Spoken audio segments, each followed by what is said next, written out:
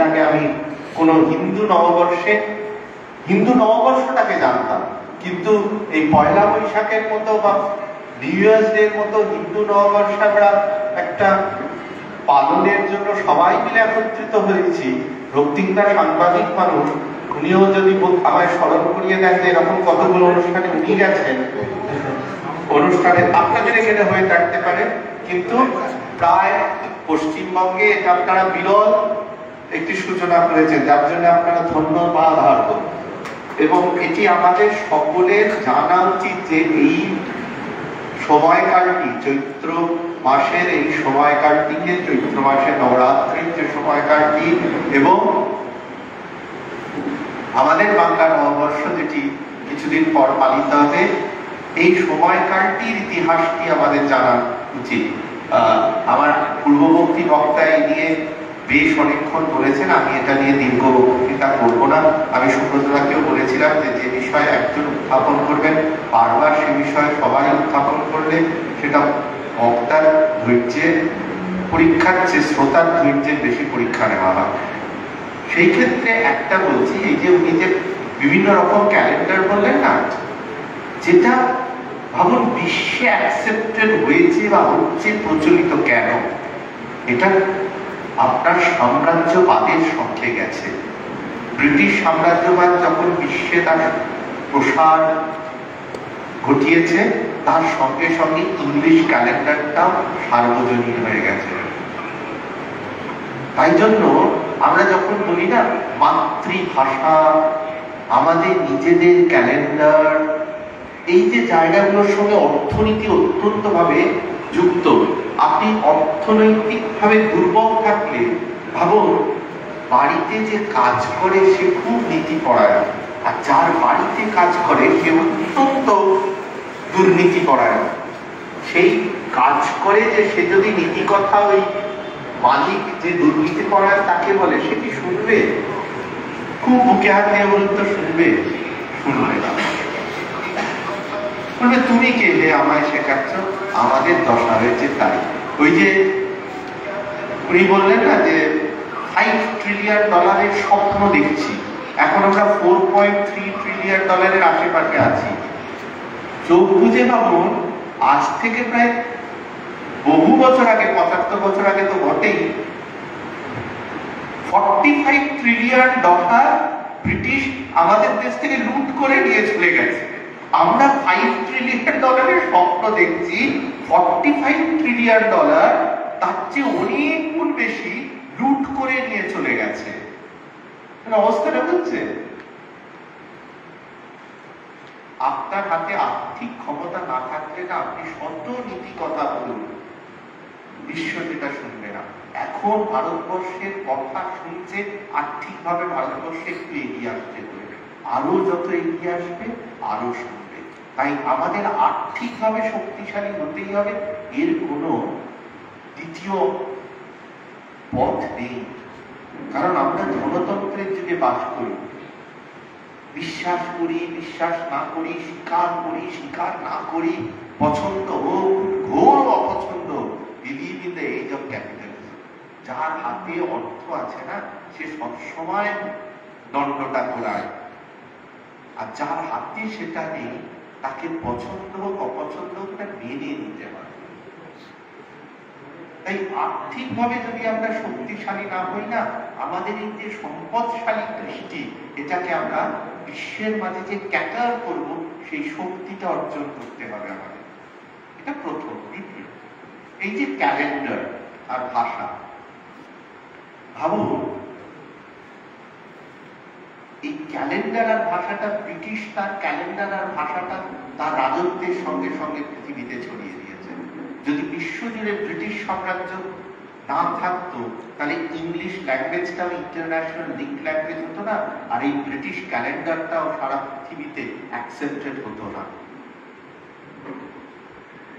এই ক্যালেন্ডারের ইতিহাসটাও সেরকম ভাবে আমরা ভারতবর্ষের যে ক্যালেন্ডার গুলো পালন করি, সেগুলো সব এই হিন্দু নববর্ষ থেকে আমাদের পয়লা বৈশাখের আশেপাশে সারা ভারতবর্ষ জুড়ে প্রথম বছরের প্রথম দিনটা বিভিন্ন স্টেটে বিভিন্ন নামে বিভিন্ন ভাবে পালিত হয়, সময়খণ্ডটা খুব কাছাকাছি। কিন্তু আমরা দেখবেন আমাদের ফিনান্সিয়াল ইয়ারটাও এই সময় শুরু হয়, আমাদের একাডেমিক ইয়ারটা শুরু হয় 1 জানুয়ারি থেকে, আমরা যেটা জেনারেল ইয়ার বলি 1 জানুয়ারি থেকে ডিসেম্বর। ইকোনমিক ফাইন্যান্সিয়াল ইয়ার কিন্তু 1 এপ্রিল থেকে 31 মার্চ। আপনি ইনকাম ট্যাক্স জমা দেন কিন্তু 1 এপ্রিল থেকে 31 মার্চের হিসাবে, সেটা কিন্তু 1 জানুয়ারি থেকে 31 ডিসেম্বরের হিসাবে আপনি ইনকাম ট্যাক্স জমা দেন না, বা কোনো ফিনান্সিয়াল অ্যাক্টিভিটিস ওই সময়। তাই জন্য আমাদের দেশে দুরকম ইয়ার হয়, একটা হচ্ছে ক্যালেন্ডার ইয়ার, যেটা অনুযায়ী আমরা আমাদের জীবন যাপন করি, আরেকটা হয় ফাইন্যান্সিয়াল ইয়ার, যেটা মোটামুটি এই হিন্দু নববর্ষ বা আপনার আমাদের ভারতবর্ষীয় নববর্ষগুলো যে সময় শুরু হয় সেই সময়ের মধ্যেই এটাও শুরু হয়। একটা 1 এপ্রিল থেকে ফাইন্যান্সিয়াল ইয়ারটা শুরু হয়, 31 মার্চে শেষ হয়। তো এই দুটোকে নিয়েই আমরা চলছি। এই জায়গায় দাঁড়িয়ে দেখবেন ভাষা হোক, ক্যালেন্ডার হোক, এগুলো সব আর্থিক শক্তির উপর নির্ভর করে। ভাবুন, আজকে আমি তো বাংলা ভাষায় কথা বলছি, আমাকে যদি আপনি লিখতে বলেন মাদার টাং, আমি বাংলা লিখব, সারা জীবন এটা লিখতাম জানেন। আজকে এসে যখন আমি আমার ইতিহাস পড়ছিলাম, পারিবারিক ইতিহাস পড়ছিলাম, তখন দেখলাম আমাদের কায়স্থদের একটা ভাষা ছিল যেটাকে কায়স্তি বা কায়েতি বলতো। সেই ভাষাটাই লুপ্ত হয়ে গেছে, কারণ তারা বলার লোক আস্তে আস্তে আমরা যখন বিভিন্ন জায়গায় গেছি সেই জায়গার ভাষাটাকে অ্যাডপ্ট করে নিয়েছি, নিজেদের ভাষাটাকে ভুলে গেছি। সেটা বলারও আর লোক নেই, লেখারও লোক নেই। তার একটা হরফ ছিল যেটা বাংলার চেয়েও প্রাচীন, আমরাও জানি। গুগল খুঁজলে সেটা লিপিটাও পাওয়া যায়, দেবনাগরীর খুব কাছাকাছি। এবার ভাবো, এই যে হারিয়ে গেল, নিজের মাতৃভাষাটা হারিয়ে গেল। যে দেশে এলাম সেই দেশের মাতৃভাষাটা গ্রহণ করে সেটাকেই মাতৃভাষা। আমরা যেমন মুসলমান খ্রিস্টানদের বলি যে তোমরা বাবা অনেক দিন আগে হিন্দু ছিলে, হিন্দু থেকে মুসলমান খ্রিস্টান হয়েছে, সেরকম আমাদের হিন্দুদের মধ্যে প্রচুর ভাষা লুপ্ত হয়ে গেছে। ব্রাহ্মণরা তো সংস্কৃত তাদের ছিল, কজন ব্রাহ্মণ সংস্কৃত জানে? আমাদের কায়স্থদের কায়স্থি ছিল বা কায়েতি ছিল, আমরা কজন কায়স্থ কায়েতি বা কায়স্থি জানি? লুপ্ত হয়ে গেছে। তাই এই যে লুপ্ত হয়ে যাওয়া, এটার সঙ্গে একটা আর্থিক সামাজিক যোগাযোগ আছে। এগুলোকে যদি আমরা স্বীকার করে না নিই, আমরা আবেগ দিয়ে কিন্তু একটা স্তর অব্দি ওঠা যায়, তারপর ওঠা যায় না। তাই ভারতবর্ষকে পুনরায় আর্থিকভাবে শক্তিশালী হতে হবে। যেগুলো আমরা বলছি সেগুলো সত্য কথা, সেগুলো করতেও হবে। কিন্তু যে $45 ট্রিলিয়ন আমার ইকোনমি না থাকলে, আমার দেশ থেকে $45 ট্রিলিয়ন, আপনার বাড়িতে যদি বাবা টাকাটা না থাকে, লুটেরা লুট করলো কি করে?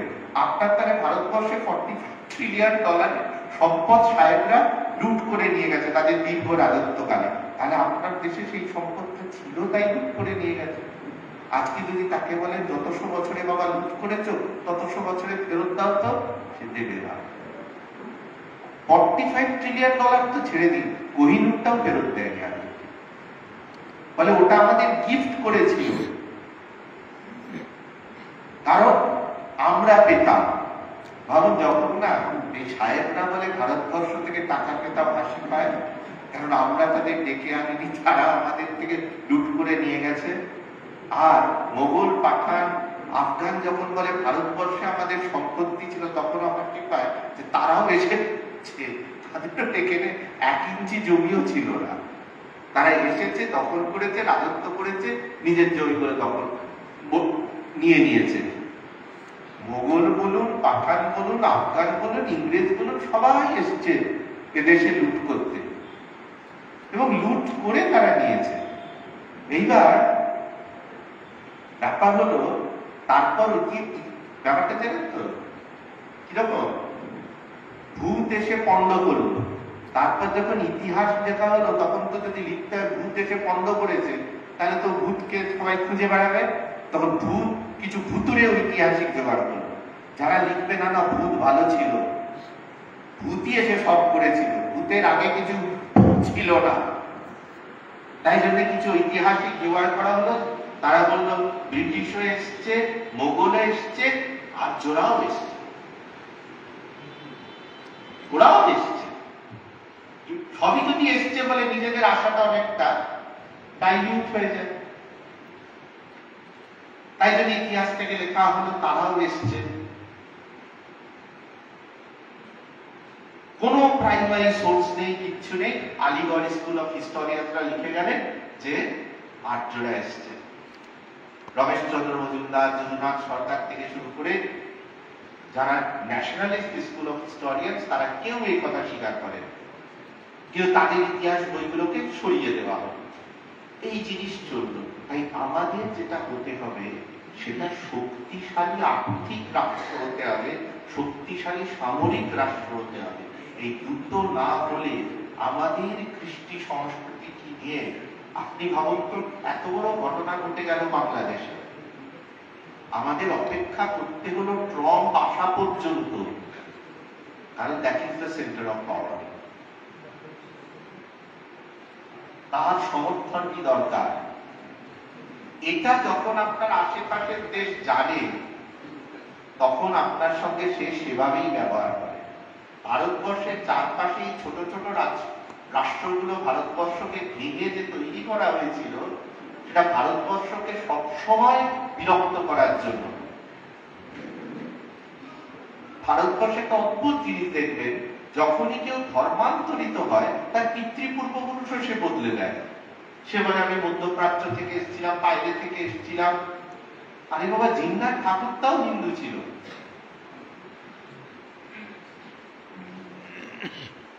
বেশিরভাগ এখানে অহিন্দু ধর্ম যারা পালন করে তারা হিন্দু থেকেই ধর্মান্তরিত। একথা আমি না, মহাত্মা গান্ধীও বলেছেন যে ইন্ডিয়াতে হিন্দু ছাড়া যারা, তারা ডিসেন্ডেন্ট অফ হিন্দুস, একবারে কনভার্টেড হিন্দুস আর descendant of converted Hindus. Mahatma Gandhi বলেছেন এবং এইটা করা হয় বলে আমাদের দেশের সংস্কৃতি যেটা তুলে ধরা হলো, আর পূর্ববর্তী বক্তা তুলে ধরলেন, সেটা থেকে তার বেরিয়ে যাওয়ার একটা প্রবণতা থাকে। ইন্দোনেশিয়া বিকৃত মানসিকতাটা আছে। এই বিকৃতিটা আছে বলেই আমাদের দেশে যেটা সত্য সেটা বোঝানোর জন্য সময় নষ্ট করতে হয়, যেটা স্বাভাবিক সত্য সেটা বোঝানোর জন্য আমাদের সময় নষ্ট করে সেমিনার করতে হয়। হিন্দু নববর্ষ, এটা স্বাভাবিকভাবে হিন্দুর কাছে নমস্ত দিন, সেটা এতদিন পালন হয়নি। দেখে দেখে বোঝা যাচ্ছে, শোনো বাবা, আজকে চৈত্র নবরাত্রি, আজকে হিন্দুদের নববর্ষ একটা ছিল 2082 বছর আগে। নিজেদের জিনিসগুলো নিজেদের জিজ্ঞেস করা হচ্ছে, নিজেরা জানে না, সেগুলোকে বোঝাতে হচ্ছে। আর বিশ্ব ব্রহ্মাণ্ডের ইতিহাস নিয়ে আলোচনা করা হয়, যারা এই আলোচনা করে তাদের একটু জিজ্ঞেস করবেন তো নিজের 14 পুরুষের নামটা একটু বলুন, লিখে নিন 14 পুরুষের নাম। সমস্ত পৃথিবীর ইতিহাস তো খুব জানে, নিজের 14, কারণ 14 পুরুষ বলছি তার একটা কারণ বলছি। 14 পুরুষ, যদি আমরা নাম নিমুখ থেকে হিন্দু যে কোনো কর্ম করি, 14 পুরুষের নাম পুরোহিত মশাই জিজ্ঞেস করেন তো যে ভাই তোমার 14 পুরুষের নাম বলো। বেশিরভাগ কিন্তু খুব বেশি হলে নিজের নাম কুটিয়ে কুটিয়ে বাবা ঠাকুরদারের পর আর যেতে পারে না। আর ঠাকুর মশাইও করেন কি তস্যপিতা তস্যপিতা তস্যপিতা করে শেষ করে দেয়। তো যে নিজের 14 পুরুষের নাম জানে না বা বলতে পারে না, এই গোটা উপমহাদেশে অর্থাৎ ভারতীয় উপমহাদেশে যে ইতিহাস নিয়ে আপনাকে জ্ঞান দিতে আসবে, বলবে আমার বসো একটু জল খাও, দিয়ে নিজের 14 পুরুষের নাম আর ধামটা লেখো। কারণ ধামটা লিখতে বলবেন, না হলে কি দুষ্ট লোক তো 14টা নাম লিখে বলবে এটাই আমার 14 পুরুষ ছিল। কোনো অসুবিধে নেই, এত দুষ্ট। যারা বলতে পারে আর্যরাও বাইরে থেকে এসেছে, যেমন মোগল পাঠান ইংরেজরাও বাড়ছে, তারা এইরকম দুষ্ট, তাদের নামের সঙ্গে ধামটাও লিখতে বলবে। বলবে আমি ধামে গিয়ে যেখানে যেখানে ধামে গিয়েছি ওখানে রিসার্চারকে দেবো। তাই নাম আর ধাম দুটো একসঙ্গে লেখো তো বাবা 14 পুরুষের। তারপর দেখবেন এইখানে গোটা উপমহাদেশে বলুন, যে যে ধর্ম পালন করে করুক, আমার কোনো আপত্তি নেই, কিন্তু নিজের 14 পুরুষটা তার পালিয়ে যাওয়ার কোনো উপায় নেই, 14 পুরুষের রক্তটাও চলে যাওয়ার কোনো চান্স নেই। তাই ইতিহাস যখন কথা আমরা বলি না, নিজের পিতৃপূর্বপুরুষের ইতিহাসটা নিজেদের জানা উচিত। এই দুইয়ের সঙ্গে আমরা যখন মিলি তখন আমরা নিজেদের খুঁজে পাওয়ার চেষ্টা করি। এই আজকে গোটা এই বরণডালা সাজানো হচ্ছে নিজেদের খোঁজার চেষ্টা। এই বাংলা নববর্ষ দেখবেন বেশিরভাগ লেফট লিবারেল স্কুলের বাংলায় যারা কাজ করে তাদের জিজ্ঞেস করবেন, বলবেন আকবর এটা বিরাট ভাবে করেছিলেন, কিন্তু এর সঙ্গে আকবরের বিদ্যুৎ সঙ্গে সম্পর্ক ছিল না, তারও আগে শশাঙ্কের সময় থেকে এই জিনিস চলছে। কিন্তু আকবরটা লিখতে হবে কেন? কারণ বাংলায় যারা কথা বলে তার মধ্যে 70% মুসলমান, 30% মাত্র হিন্দু। শশাঙ্কর কথা বলে বাকি 70% মুসলমান সেটা নেবে না, তাই আপনার সংখ্যা কম। তাই আপনার দেখবেন গুগলে কেউ সার্চ করবে, দেখবেন আকবরের কাহিনী লেখা আছে 3 প্যারাগ্রাফ, আর শশাঙ্কর কাহিনী পরে গিয়ে 1 প্যারাগ্রাফ। সাম হিস্টোরিয়ানস ডিফার বলে ওটা দিয়ে রেখেছে উইকিপিডিয়া যারা লেখেন বেশিরভাগ বামপন্থী মানুষই লেখে। ওটা লেফট লিবারাল ন্যারেটিভেরই উইকিপিডিয়াটা ওরা একটা অন্য একটা আছে কনজারভেটিভ, যেটা রাইট লিবারালদের কথা লেখে।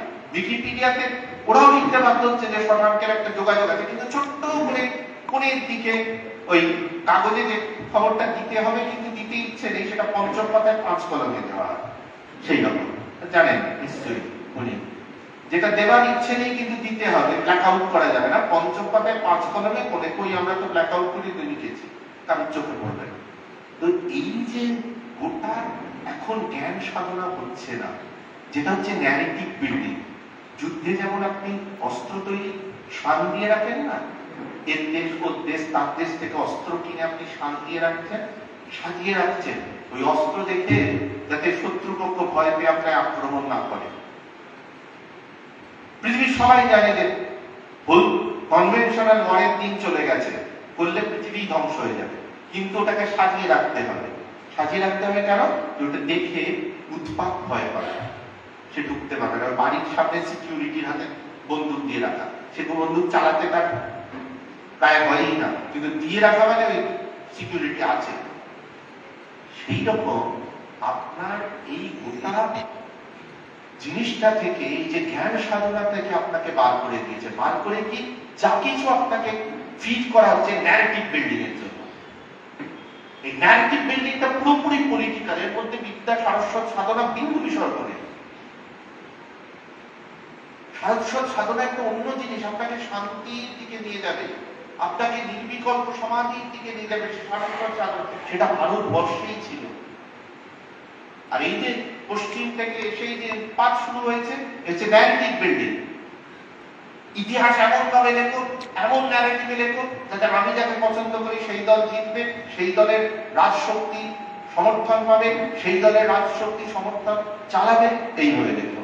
এমন ভাবে ইকোনমিক ডেটা অ্যানালিসিস করো, আমি যাকে পছন্দ করি সেই রাজশক্তি সেইটার থেকে শক্তি পাবে, সেই রাজশক্তি শাসন হবে, এবং সেই রাজশক্তি থেকে আমি আমার সুবিধাটা গুছিয়ে নেব। এইটা হচ্ছে এখন সারস্বত সাধনার উদ্দেশ্য বিধক। তাই হিন্দু জাতিকে বুঝতে হবে বুদ্ধিজীবী আর প্রবুদ্ধ জনের মধ্যে ডিফারেন্স আছে। বুদ্ধিজীবী হচ্ছে দুর্বুদ্ধিজীবী। যদি আপনার বুদ্ধির সঙ্গে নির্লিপ্ততা না থাকে, সেটা স্বার্থ বুদ্ধি, অর্থ বুদ্ধি, ব্রহ্ম বুদ্ধি নয়। স্বার্থ বুদ্ধি, অর্থ বুদ্ধি আপনার নিজের উন্নতি সাধন করতে পারে, দেশের দশের উন্নতি সাধন করবে না। আর ব্রহ্মবুদ্ধি সাধন যদি হয়, সেটা প্রবুদ্ধ জনেরা করে। তারা বেশিরভাগ কথা বলেন না, তারা সেটার মধ্যে সেই আনন্দেই নিজের বুধ হয়ে থাকে। তাই যত ঢাক ঢোল বাজিয়ে কথা বলতে নামছে, তত জানবেন এগুলো সব ন্যারেটিভ বিল্ডার্স। আমাদের একটা অদ্ভুত ভাবুন তো, রামায়ণ নিয়ে রিসার্চ চলছে, রামনবমী আসছে তাই বলছি, রামায়ণ নিয়ে রিসার্চ চলছে ক্যালিফোর্নিয়া ইউনিভার্সিটি। আমি যে কোনো ইউনিভার্সিটি, তো রামায়ণ তো ভাই যে রিসার্চ করছে, সে ভারতবর্ষে নাকি ক্যালিফোর্নিয়া দিয়ে রামায়ণ নিয়ে রিসার্চ করছে, বাংলাদেশের উদ্বাস্তু হিন্দু নিয়ে রিসার্চ করছে আমেরিকায় বসে। ভাবুন তো, আপনি বাংলাদেশের উদ্বাস্তু রামায়ণ নিয়ে রিসার্চ করবেন আমেরিকায়, আপনি যদি হিন্দু ন্যারেটিভটা দাঁড় করাতে যান, আমেরিকার কোনো বিশ্ববিদ্যালয় আপনার 4 আনা পয়সার স্কলারশিপ দেবে না। ওদের মতো করে দেখলেই ওরা ওদের টাকাটা আপনার পিছনে খরচা করবে। এবং সেই স্কলারশিপটা নিয়ে আপনি বিরাট লিখলেন, তখন ওরা আপনাকে সম্মান টম্মান দিয়ে বিরাট একটা আপনার মধ্যে একটা মহাপুরুষ তৈরি করবে। এই মহাপুরুষ তৈরি করাটাও একটা আর্ট। আপনার সামনে দাঁড় করানো হচ্ছে না, একটা বিরাট মহাপুরুষ, ওকেও তৈরি করেছে। সবাই রবীন্দ্রনাথ, শ্রীরামকৃষ্ণ, স্বামী বিবেকানন্দ নয়। আজকাল দিনে মহাপুরুষও তৈরি করা হয়, তাকেও স্ট্রাকচার করে ঢাক ঢোল বাজিয়ে এই মহাপুরুষ, এই মহাপুরুষ। আপনি ভাবছেন না, এত লোক বলছে যখন মহাপুরুষ, তো মহাপুরুষ। রামায়ণ নিয়ে রিসার্চে ভারতবর্ষে খুঁজে পাচ্ছে না, সে আমেরিকায় গিয়ে করছে। আর সেই রিসার্চ কি বলছে, যে রামচন্দ্র সীতাকে ছেড়ে দিয়েছিল, রামচন্দ্র অ্যান্টি ওম্যান, রামচন্দ্র শূদ্রের মস্তক ছেদন করেছিল, রামচন্দ্র অ্যান্টি শূদ্র, রামায়ণ হচ্ছে উচ্চ বর্ণের হিন্দুর প্যান্ডিনিক্যাল। একটা ঠিক একটা রিসার্চ হয়েছে, একটা বিরাট ডিগ্রি দাও, এটা বিরাট, এটা রাইটিং গোটাটাই ন্যারেটিভের মধ্যে নিয়ে চলে এসেছে। আমাদের দেশেও ছিল হরিনাম সংকীর্তন, পালা গান, তার সঙ্গে একটা বিশুদ্ধ সাত্ত্বিক ভাব ছিল। সেটা চোখ বন্ধ করে শুনলে আপনার মন এমন শান্তির জায়গায় চলে যেত, শুনে আসা একটা অদ্ভুত তৃপ্তি হতো। সে জায়গা থেকে গোটা সংস্কৃতিটাকে, নাটকের মধ্যে পলিটিক্স, সিনেমার মধ্যে পলিটিক্স, আর্টিকেলের মধ্যে পলিটিক্স, সমস্ত কিছুর মধ্যে রাজনীতি ঢুকিয়ে গোটা কাজ একটা সুন্দর গল্প আছে না, যে ফুলবালি আর মাছবালি, মাছবালি গেছে ফুলবালির ঘরে, তো ফুলবালির ঘরে গিয়ে চতুর্দিকে ফুলের গন্ধ, তার তো ঘুম হচ্ছে না, মাছের ঝুড়ি বাইরে, তো যেমনি তার নাকের কাছে এসে মাছের ঝুড়িটা দেওয়া হলো, তার অপূর্ব ঘুম হলো। এরকম এখন আর বিশুদ্ধ সাধনা নেই, যে সারস্বত সাধনা আপনার সেই স্তরে নিয়ে যাবে, যে উদ্ধর ভারতী মাম জ্ঞানন্তম লিখিল জ্ঞান নিদারম নেই সংসার মম শরণম সুন্দর শততল মণ্ডিত চরণে সুষ্ম বিনিন্দিত সুস্মিত বদনে শিরসি চিরগ্নে কলঙ্কবাসী নর্ষদ নিমিষা দুষ্কৃত রাশি ভাবতে সূত্রে সায়ন প্রাতে দ্রাম বুদ্ধে জড়তা প্রাতে প্রসন্ন কাপ্যে শাস্ত্রে বুদ্ধি ভবত বাচে বাচাং সিদ্ধি কুণ্ঠত কুণ্ঠাদয়া মহিতে বিধিরম বুদ্ধে মাধব দৈতে জয় জয় দেবী চরাচর সারে যুগ শোভিত মুক্তাহারে বীণার মুক্ত পুস্তক হস্তে ভগবতী ভারতী দেবী নমস্তে। সেই স্তরে নিয়ে যাবে না। এখন হচ্ছে সব জায়গায় কি করে, যেটাকে ডিপ স্টেট বলছেন, বিরাট বিরাট দেশে বিরাট বিরাট ফেলোশিপ পেয়ে চলে যাচ্ছে। সে বিরাট বিরাট ফেলোশিপের 1 টাকাও পাবেন না তাদের মধ্যে যদি না পাবেন। তারা যে কাজটা করতে চাইছে দেশে দেশে গিয়ে সেই রকম ভাবে আপনি লিখতে না পারেন। একজন বারবণিতা যেমন নিজের দেহকে বিক্রি করে, সেরকম আপনার বুদ্ধিটাকে বিক্রি করতে হবে একদম সেই জায়গায়। সে দেহটাকে বিক্রি করে খায়, বুদ্ধিটাকে বিক্রি করে খায়। আমাদের দেশে সারস্বত সাধনা বুদ্ধি বিক্রি ছিল না, আমাদের দেশে সারস্বত সাধনা ছিল বিদ্যাদান। সেই ক্ষেত্রে থেকে সেটা নেমে এসে হয়েছে কদার্য বুদ্ধি বিক্রি। বিক্রি শুধু না, বিকৃতি।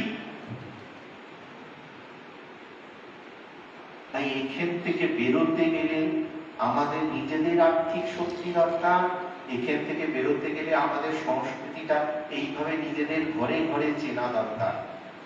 এই যে এইগুলো বলে রেখেছে, যে ক্যাপশন করে করে রেখেছে, এগুলো হচ্ছে চেনানো। এই গোটা জিনিসটাকে যদি আমি আজকের ওই কর্পোরেট ল্যাঙ্গুয়েজে যেটাকে বলা হয় আপনার প্যাকেজ, সেই শব্দে বলি, তাহলে এটাকে বলে কি, প্যাকেজটা কি, অ্যাওয়ারনেস ক্যাম্পেইন। এটাকে বলে অ্যাওয়ারনেস ক্যাম্পেইন। অর্থাৎ যে স্মৃতিটা আমাদের মন থেকে মুছে গেছে, হিন্দু নববর্ষ ছিল এটাই আমরা জানতাম না, সেখানে জাতিকে জানানো যে বাবা হিন্দু নববর্ষ বলে একটা নববর্ষ ছিল, যেটা আমাদের হিন্দু জাতি পালন করত, বহু যুগ ধরে পালন করত, তারপর পরাধীনতার সময় ধীরে ধীরে চলে গেছে। এই আবার রিকানেক্ট করা, যে কানেকশনটা কেটে গেছে সেই কানেকশনটা রিকানেক্ট করা। আর এটা আপনার শুরু করে চৈত্র নবরাত্রিতে মা দুর্গার এই পুণ্য তিথিতে। আর দুর্গা পূজার মধ্যে দিয়ে আমরা কি করি, মা দুর্গা হচ্ছেন ব্রহ্মগুণের প্রতীক, অসুর হচ্ছেন তমগুণের প্রতীক, আর সিংহ হচ্ছে রজগুণের প্রতীক। ব্রহ্মগুণ রজগুণের সাহায্যে তমগুণকে নামই হচ্ছে। আমাদের প্রত্যেকের মধ্যে ব্রহ্মগুণ আছে, সেই ব্রহ্মগুণকে জাগরিত রাখা, রজগুণকে তার দ্বারা পরিচালিত করা, আর তমগুণকে নাশ করা, এইটা হচ্ছে আমাদের নববর্ষের দীক্ষা। যে তোমার মধ্যে সারা বছর যেন ব্রহ্মগুণ জাগরিত থাকে। ওই জন্য বলে না, অমাবস্যা থেকে অমাবস্যা, অমাবস্যা থেকে অমাবস্যা, দেখবেন অমাবস্যা আসার আগে একাদশী আসে, এসে অমাবস্যা আসে। এই ব্রহ্মগুণকে জাগরিত রাখা, রজগুণকে ব্রহ্মগুণ দ্বারা পরিচালিত রাখা, আর তমগুণকে নাশ করা, এইটাই হচ্ছে নববর্ষের দীক্ষা। আর নিজেকে কোন স্তর থেকে কোন স্তরে তোলা, এই আমার আর হয়ে গেছে, আমার আর 2 মিনিটে শেষ করব। 8টা বাজতে 5 মিনিট হয়ে গেছে, আমার আর 2 মিনিট বলে শেষ করে দেবো। এরপর রক্তিমদা বলবে, ও আমার ছোট ভাইয়ের মতো ওর টাইমটা আমি নিয়ে নিতে পারি। বলুন, আমরা এখন ছোট, যারা বয়সে কম তারা বেশিক্ষণ বলবে, আমরা কদিন বলবো, আমাদের তো 1 পা মাঠে 1 পা ঘাটে। তো এই যে আপনার সনাতন ধর্মকে আমরা বলি কেন, এই যে হিন্দু নববর্ষ, সনাতন হিন্দু ধর্মকে আমরা বলি কেন মাতৃসম, মাদার অফ অল রিলিজিয়ন। কেন? হিন্দু ধর্ম যত পথে আপনার সাধনা হতে পারে সমস্ত পথকে স্বীকার করে। ডুয়ালিজম, মোনিজম, কোয়ালিফাইড মোনিজম, সবকে স্বীকার করে। আপনি ভাবুন তো, খ্রিস্টানদের একটাই শব্দ আছে গড, আমাদের কিন্তু 3টে শব্দ আমরা ব্যবহার করি, ঠাকুর, ভগবান, ঈশ্বর। ঠাকুর স্তরটা কি? এই যে আমরা প্রণাম করলাম, ইষ্টের 33 কোটি রূপ, 33 প্রকার রূপ। এর মধ্যে একটা ফিলসফি আছে, তিনি আছেন, কিন্তু এই 33 প্রকার রূপে তিনি আমার সামনে প্রতিভাত হচ্ছেন। এই বিভিন্ন রূপের বৈচিত্র্যের মধ্যে দিয়ে তিনি প্রকাশিত হচ্ছেন। এইটা হচ্ছে ডুয়ালিজম স্তর, দ্বৈতবাদ। কোয়ালিফাইড মোনিজম কোনটা? এবার আমরা বলছি কি, ভগবান দশাবতার, তিনি আছেন, তিনি মর্যাদা পুরুষোত্তম রামচন্দ্রের মধ্যে দিয়ে প্রকাশিত হচ্ছে। তিনি আছেন, তিনি লীলা পুরুষোত্তম শ্রীকৃষ্ণের মধ্যে দিয়ে প্রকাশিত হচ্ছে। তিনি আছেন, তিনি তথাগত বুদ্ধের মধ্যে দিয়ে প্রকাশিত হচ্ছে। তিনি আছেন, তিনি মহাবীর জৈনের মধ্যে দিয়ে প্রকাশিত হচ্ছে। তিনি আছেন, তিনি গুরু নানকের মধ্যে দিয়ে প্রকাশিত হচ্ছে। এটি হচ্ছে মর্যাদা পুরুষোত্তম রামের ভগবান। ভগবান যে কোয়ালিফাইড বলেছেন, তিনি আছেন যার নামে আপনি দীক্ষা নিলেন, সেই দীক্ষার যিনি দিলেন একটা মন্ত্রে দীক্ষা দেন। যেমন শ্রীরামকৃষ্ণ স্বামী বিবেকানন্দকে রাম মন্ত্রে দীক্ষা দিয়েছিলেন। কিন্তু যে মন্ত্রে আপনি দীক্ষা দেন, সেই দীক্ষা মন্ত্র আপনি জপ করছেন, তার মধ্যে দিয়ে প্রকাশিত হচ্ছে। এ হচ্ছে কোয়ালিফাইড মোনিজম। এরপরে আসছে মোনিজম, অদ্বৈত। দ্বৈতাদ্বৈত বিশিষ্ট, অদ্বৈত অদ্বৈত। অদ্বৈত কি? তার রূপ নেই, গন্ধ নেই, স্পর্শ নেই, কিচ্ছু নেই। ব্রহ্মানন্দম পরমশুভদং কেবলং জ্ঞানমূর্তিং নাস্তিতং দোষধরিষং দুঃখং অসাদিলং একং ঋদ্ধং বিমলমচলং সর্বদী সাক্ষীভূতং। একদম তিনি এক, তার কোন রূপ নেই, গন্ধ নেই, কিচ্ছু নেই, তিনি নিরাকার। আপনি দেখবেন এই ঈশ্বরের কোন আমরা বলি না রাম ঈশ্বর, কৃষ্ণ ঈশ্বর, কিচ্ছু বলি না। আর এই ঈশ্বর স্তরে আপনার কোন ব্রাহ্মণের দরকার হয় না। আপনার যখন ব্রাহ্মণের সমস্ত কিছু নিয়ে পুজো করতে আসে, আমরা কি বলি, ঠাকুর মশাই এসছে। উনি ওই ঠাকুর পুজোটার জন্য আপনার ব্রাহ্মণের দরকার আছে।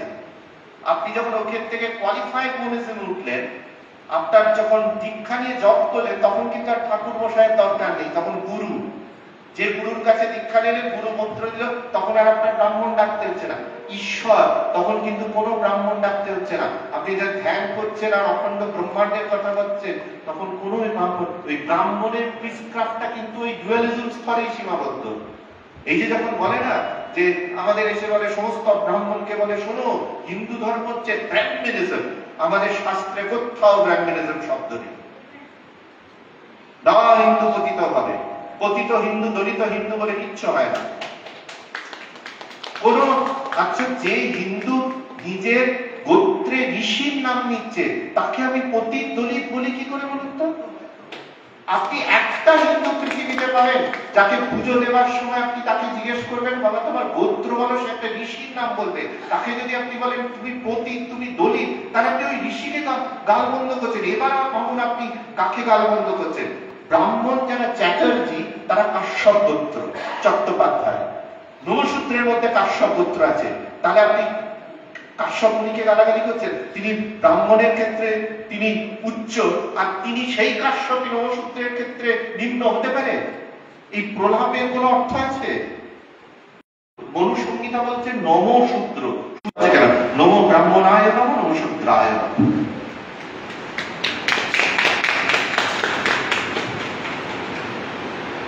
আমাদের হিন্দু ধর্মে জাত পাত বড় ছোটর ব্যাপার নিয়ে আমায় গীতায় শ্রীকৃষ্ণ বলে গেছে যে চতুর্বর্ণ তিনি মায়া হিসেবে সৃষ্টি করছেন, গুণ কর্মে বিভাজন করছেন, ডিভিশন অফ লেবার।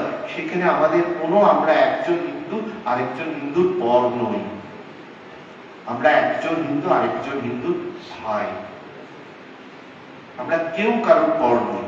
যে ঈশ্বরের কাছে, যে সংস্কৃতির কাছে, যে ধর্মের কাছে, যে সভ্যতার কাছে আমাদের পিতৃ পূর্বপুরুষ শত দুঃখ কষ্ট থাকা সত্ত্বেও আমাদের বসার ঘর ভেঙে দেওয়া হয়েছে, আমাদের শোবার ঘর লুট হয়ে গেছে, কিন্তু আমাদের ঠাকুর ঘরকে আমরা রক্ষা করে চলেছি। সেটা ব্রাহ্মণের ঘরের ঠাকুর ঘরকেও রক্ষা করেছি, নবশূদ্রের ঘরের ঠাকুর ঘরকেও রক্ষা করেছি। স্বামী বিবেকানন্দ তাই জন্য তার স্বদেশ মন্ত্রে বলছেন, ব্রাহ্মণ ভারতবাসী, চণ্ডাল ভারতবাসী, আমার রক্ত আমার ভাই। সমস্ত হিন্দু সমাজকে আপনাকে আজকে এক করতে হবে। আমরা হিন্দু সমাজ হিসাবে যদি এক হতে না পারি, আমরা কেউ থাকবো না, আমাদের সনাতন ধর্মও থাকবে না। তাই আমাদের সমাজকে আমাদেরই এক করতে হবে। আমাদের সমাজের মধ্যে ভাই ভাই যদি কোনো বিরোধ হয়ে থাকে, আমাদেরকেই মেটাতে হবে। সেটা ঘরের বাইরে গিয়ে না। আমাদের মধ্যে সমস্যা আমাদের ঘরের মধ্যে সমস্যা, আমাদের মধ্যে স্বামী স্ত্রীরও সমস্যা থাকে, সেটা পাড়ার লোককে গিয়ে আমরা সেই সমস্যার সমাধান করতে বলি না। সেই রকম আমাদের হিন্দুর মধ্যে যদি কোনো সমস্যা থাকে, আমরা হিন্দু ধর্মের মধ্যেই তার সমাধান করব। আমরা একে অপরকে একসঙ্গে নিয়ে নগর সংকীর্তনে নামবো, কিন্তু আমরা সনাতন ধর্ম কোনোদিন ছাড়িনি। ঈশ্বরের কাছে প্রার্থনা যেন থাকে, যত জীবন চলে যাক আমরা যেন সনাতন ধর্মেই আসি, সনাতন ধর্মেই থাকি। সে ব্রাহ্মণের ঘরে জন্মাই, চণ্ডালের ঘরে জন্মাই, কোনো অসুবিধে নেই, কিন্তু যেন হিন্দুর ঘরে জন্মাই। এইটুকুনি হিন্দু নববর্ষে সমস্ত হিন্দু সমাজের কাছে এই প্রার্থনাটি আমাদের সর্বশ্রেষ্ঠ প্রার্থনা হওয়া উচিত আজকে হিন্দু নববর্ষে। এই কথা বলে শেষ করলাম। 8টা বাজে, একদম যেমন বলেছি শেষ করেছি। এবার রক্তিম বলবে, আপনারা শুনবেন। আমি একটু জল খাবো, অনেকক্ষণ হয়ে গেছে, 7 ঘন্টায় শেষ হয়েছে। আপনারা সবাই যে